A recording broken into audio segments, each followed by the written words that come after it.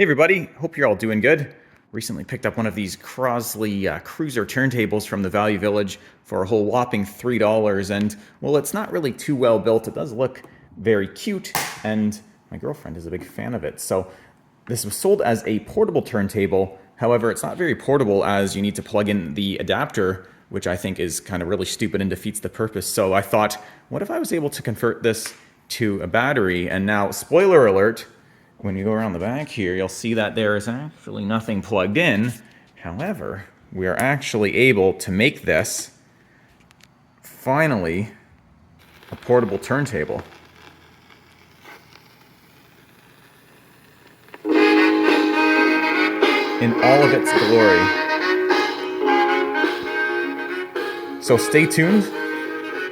Very easy to do, and I will show you how you can do this with your own Crosley Cruiser.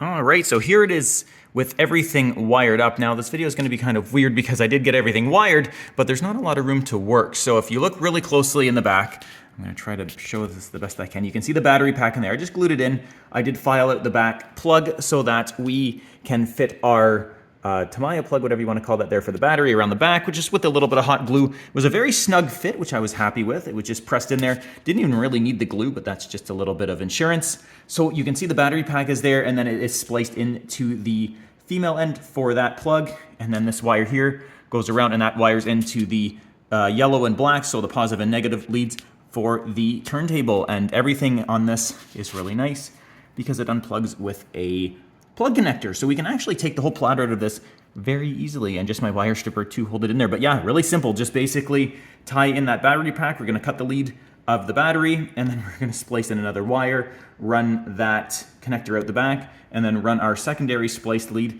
into the power for our turntable. And you can see that this here, right now, like there's nothing plugged in around the back. You can see when I go to turn it on here, just to test, we have our power. So I'm going to button this all up, and then I will show it running. All right, so we're back now. I put these screws on, and I want to stress again with this thing is that the build quality on this is pretty poor, to say the least. But I'm going to be using this just for 78s that I pick up for about $1 at the local thrift store. So it's not like I'm using my super duper rare expensive records. Like I say, these you can get them for next to nothing. This is just more of a novelty. I mean, honestly, I would not recommend playing good records on this, but for something that I have not a lot of money invested in, about $3 at the Goodwill, and the adapter was about $3, and the needles were 10, but I have 5 of them, so $2 for a needle, 3, 6, 8, and then a bit of hot glue and a battery that I spent another couple dollars, so about $10, $15. It's a pretty good investment. I'm just going to drill because the reason the needle was broken is because somebody managed to break the latch off of this, or maybe just because it was junk.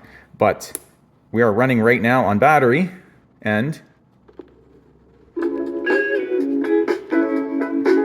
you can hear it actually plays well for what it is. But I mean, it's pretty cool. It's pretty cool. Whoa.